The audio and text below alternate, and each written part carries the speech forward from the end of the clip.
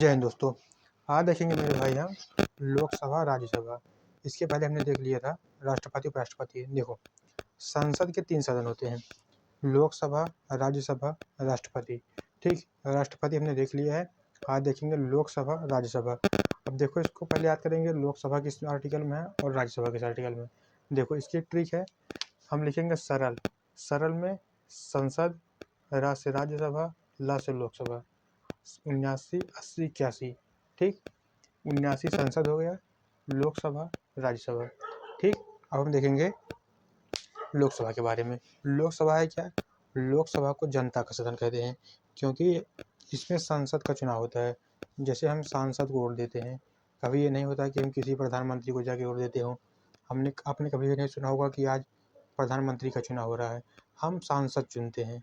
ठीक, इसलिए क्या कहते हैं इसे जनता का सदन कहते हैं। जनता का सदन कहते हैं, लोकप्रिय सदन कहते हैं और शक्तिशाली सदन कहते हैं, क्योंकि जो सांसद होते हैं उन्हीं में से एक मतलब सांसदों को मिला के प्रधानमंत्री बनता है। तो सांसद के पास पावर बहुत होता है।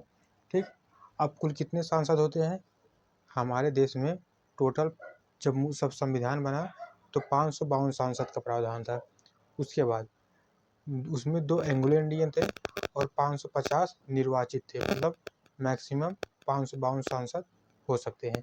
लेकिन जो 2 एंग्लो इंडियन थे, एंग्लो इंडियन किसे कहते हैं? जैसे जब अंग्रेज यहाँ आए तो वो लोग यहीं बस गए, उसके बाद यहीं उन्होंने शादी विवाह कर लिया यहीं के लोगों से। ठीक, उसके बाद जब वो लोग यहाँ से जाने लगे, देश आज़ाद हुआ, उन्हें छोड़ के जब उनके जो बच्चे थे, ऐसा था नहीं कि एक अंग्रेज थे, बहुत सारे आए थे। तो जब वो जाने लगे, उनके जो बच्चे थे उनको भी संसद में आवाज़ उठाने के लिए कुछ अधिकार चाहिए था। इसीलिए 2 निर्वाचित सदस्य, मतलब इनका निर्वाचन नहीं होता था, इनको राष्ट्रपति वैसे चुन लेता था कि हाँ ठीक है, 2 लोग मतलब एंग्लो इंडियन होते थे। उन 2 लोगों को हटाया गया। 104वां संविधान संशोधन 2020 से एंग्लो इंडियन को हटा दिया, क्योंकि अगर अंग्रेज मान लो कोई अगर 1947 में पैदा हुआ होगा तो भाई उसकी संतान तो अब ख़त्म हो गई होगी। जो 1947 में पैदा हुआ होगा, अब तो उसके बाद उसकी जो संतानें होंगी सब इंडियन हो गई होगी। ऐसा था नहीं, अब एंग्लो इंडियन है।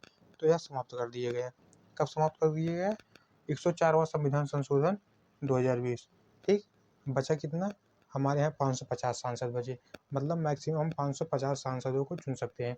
उसमें क्या होता है कि 543 का ही चुनाव होता है। अब कहोगे फिर ये 7 कहाँ गए? ये 7 इसलिए बच जाते हैं, जैसे हर राज्य में जनसंख्या का अनुपात बराबर नहीं होता है। जैसे मान लेते हैं हम 4 राज्य हैं, A, B, C, D। ठीक, यहाँ 5 लाख है, यहाँ 5 लाख आबादी है, यहाँ 3 लाख है, यहाँ 4 लाख है, यहाँ 7 लाख है। ठीक है, अब मान लेते हैं नियम बन जाता है कि कितने हो गए टोटल? 7 7 3 10, इसको 5 मान लो यार, चलो इसको 4 ही मान लो। ठीक है, कितना हो गया टोटल? 4 मान लेते हैं, 19 सांसद हो गए। ठीक, अब हम मान लो नियम है कि हर 5 लाख आबादी पर एक सांसद होंगे। नियम मान लेते हैं कि हर 5 लाख आबादी पर एक सांसद होंगे। तो यहाँ टोटल कितनी आबादी हो गई? टोटल आबादी हो गई यहाँ 19 लाख। 19 लाख। अब ऐसा है नहीं कि एक आधा सांसद काट के देंगे, या तो 4 सांसद देंगे या तो 3 सांसद देंगे, ऐसे ही। तो यहाँ मान लें हम कि 1 लाख आबादी कम है, मान लेते हैं हम कि हर 5 लाख पर एक सांसद है, तो टोटल 19 लाख हैं, तो यहाँ 4 सांसद चाहिए। हो कितना पा रहा है? यहाँ तो 20 है नहीं, तो यहाँ लगभग 4 सांसद से 4 ही सांसद मान लेते हैं हम। तो यहाँ कुछ जनसंख्या कम है। ऐसे जनसंख्या कम ज़्यादा होते होते तो ये 7 सीटें खाली रह गई, इन पर चुनाव नहीं होता है। उसके बाद बचे कितना? 543। अब इस 543 में से इसमें 524 जो होते हैं ये राज्य द्वारा चुन के आते हैं, 28 राज्यों द्वारा ये चुन कर आते हैं, और जो 19 बचे इसमें से एक केंद्र शासित प्रदेश द्वारा आते हैं। ठीक, उसके बाद ये जो 524 हैं, इसमें एससी समुदाय, अनुसूचित जाति के 84 सीट रिजर्व हैं। उसके बाद एसटी के, अनुसूचित जनजाति के 47 सीट रिजर्व हैं। ठीक, उसके बाद इसकी मेरे भाई योग्यता देखते हैं हम सांसद के चुनाव के लिए। पहले बात, किसी लाभ के पद पर ना हो, मतलब कोई सरकारी नौकरी ना करता हो। सरकारी नौकरी मतलब यही लाभ का पद है। उसके बाद पागल दिवालिया ना हो, भारत का नागरिक हो, यही इसकी योग्यता है। ठीक, मतलब एजुकेशन नहीं चाहिए, बस यही इतना चाहिए। और तुम्हें जिसको चुनाव लड़ना हो उसके ऊपर कम से कम 2-4 मुकदमे होने चाहिए, क्राइटेरिया है। ठीक, उसके बाद जैसे जब 42वां संविधान संशोधन हुआ 1976 में, तो उस समय जो सांसद का जो कार्यकाल था वो 6 वर्ष कर दिया गया था। उसके पहले 5 वर्ष था। 1976 से पहले जब 42वां संविधान संशोधन हुआ तो इसका कार्यकाल 6 वर्ष कर दिए गए। लेकिन फिर जब 44वां संविधान संशोधन 1978 में हुआ तो इसका कार्यकाल 5 वर्ष दोबारा कर दिए गए। ठीक, इतना तो हो गया, और क्या इसमें, बाकी सब ठीक है। उसके बाद देखते हैं मेरे भाई राज्यसभा, और इसमें 543 में इसमें 2 अध्यक्ष भी होते हैं। जैसे सांसद मतलब ऐसे जान लीजिए। ठीक, प्रधानमंत्री का चुनाव कैसे होता है, जैसे जब हम एडमिशन कराते हैं पहले शुरू में स्कूल में, तो हम सभी स्टूडेंट होते हैं। जब एडमिशन कराता है कोई तो वह सभी स्टूडेंट होता है।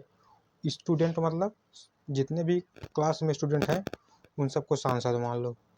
जितने भी स्टूडेंट हैं उन सबको सांसद मान लो कि हाँ, सांसद जो होते हैं स्टूडेंट समान होते हैं। और उसी सांसद में जो ठीक ठाक जैसे पढ़ने में तेज होता है उसको मॉनिटर बना देते हैं। उसी प्रकार जो जिस पार्टी के सांसदों में, जैसे मान लीजिए कोई पार्टी है, उसके उस पार्टी में जो ठीक ठाक होगा उस पार्टी में उसे प्रधानमंत्री बना देते हैं। जैसे क्लास में जो पढ़ने में ठीक ठाक होता है उसे मॉनिटर बना देते हैं। और हर एक क्लास का अपना एक क्लास टीचर होता है। वैसे ही सांसद का भी एक अध्यक्ष होते हैं और एक उपाध्यक्ष होते हैं। ठीक, ऐसे ही प्रधानमंत्री का चुनाव होता है। कोई डायरेक्ट संसद भवन में प्रधानमंत्री बन के नहीं जाता है।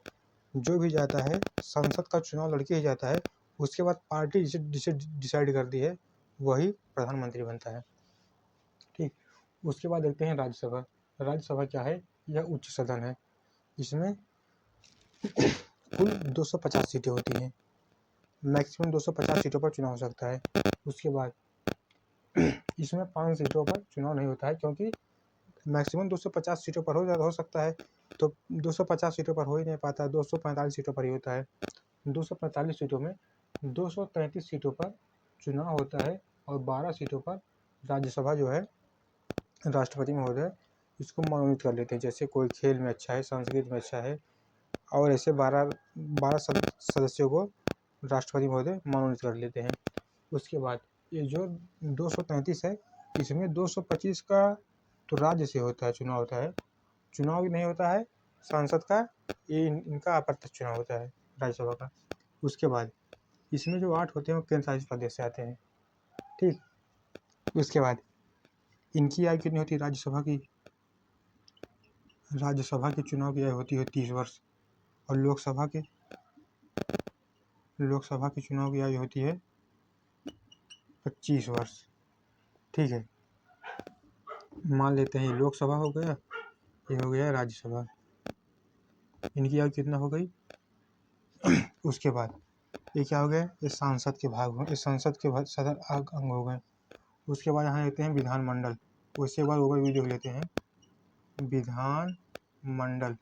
विधानमंडल में क्या क्या होता है, विधानसभा होता है, विधान परिषद होता है। अच्छा, लोकसभा और विधानसभा की आयु क्या होती है, 25 वर्ष होती है।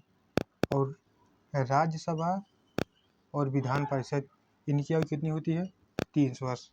ठीक है, इसको कौन डील करता है, राष्ट्रपति या राष्ट्रपति के द्वारा डील किया जाता है। लोकसभा और राज्यसभा राष्ट्रपति के द्वारा, और इनकी उसको विधानमंडल को राज्यसभा राज्यपाल, इनकी आयु कितनी होती है, 35 वर्ष। और उनकी आयु कितनी होती है राष्ट्रपति महोदय की, 35 वर्ष। ठीक है, इनकी आयु 35 वर्ष, इनकी आयु 35 वर्ष। ठीक है, अब विधान परिषद तो हर एक राज्य में है नहीं, 6 ही राज्य में विधान परिषद है, और विधान परिषद और विधानसभा हर राज्य में है। लोकसभा हर राज्य में है। लोकसभा की 550 सीटें हैं टोटल, राज्यसभा की 250। ठीक, सुझाव हो? ठीक, जय हिंद, जय भारत।